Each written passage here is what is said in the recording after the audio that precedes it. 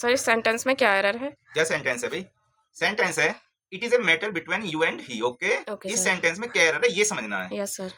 इस सेंटेंस में एरर को समझने के लिए कंसेप्ट को समझो। ओके। कंसेप्ट ये कहता है इंग्लिश ग्रामर में कि जो वर्ब होती हैं उनको ऑब्जेक्ट के साथ और ऑब्जेक्ट के बिना लिख सकते हैं। ओके। बात क्लियर है? Yes sir. क्योंकि वर्ब ट्रांजिटिव और इंट्रांजिटिव दोनों टाइप की होती हैं, लेकिन प्रीपोजिशन को विदाउट ऑब्जेक्ट नहीं लिख सकते। बात क्लियर है इतनी? ओके। अब आते हैं क्वेश्चन पे।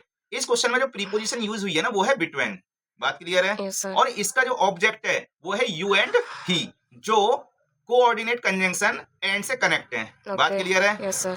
अब जब ये प्रीपोजिशन के ऑब्जेक्ट हैं यू एंड ही, और यू होता है सेकंड पर्सन प्रोनाउन और ही थर्ड पर्सन प्रोनाउन। बात ओके। क्लियर है? Yes sir. अगर ये प्रीपोजिशन के ऑब्जेक्ट हैं तो इन प्रोनाउन के ऑब्जेक्टिव केस ही यूज होंगे। ओके बात सर। क्लियर है? Yes sir. अब जो यू होता है सेकंड पर्सन प्रोनाउन, उसका ऑब्जेक्टिव और सब्जेक्टिव केस दोनों सेम होते हैं। तो ओके सर। बिटवीन का ऑब्जेक्ट यू तो सही है, लेकिन अब आते हैं इस ही पे।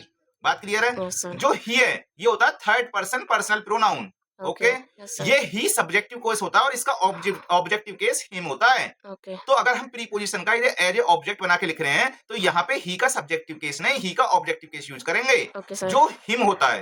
बात ओके। क्लियर है? यस तो सर। इस क्वेश्चन का करेक्ट आंसर होगा it is a matter between you and him. बात ओके। क्लियर है? Yes sir. अगर आपको हमारी वीडियो पसंद आ रही है तो हमारे चैनल को सब्सक्राइब करो और वीडियो को लाइक करो। बात क्लियर है? यस।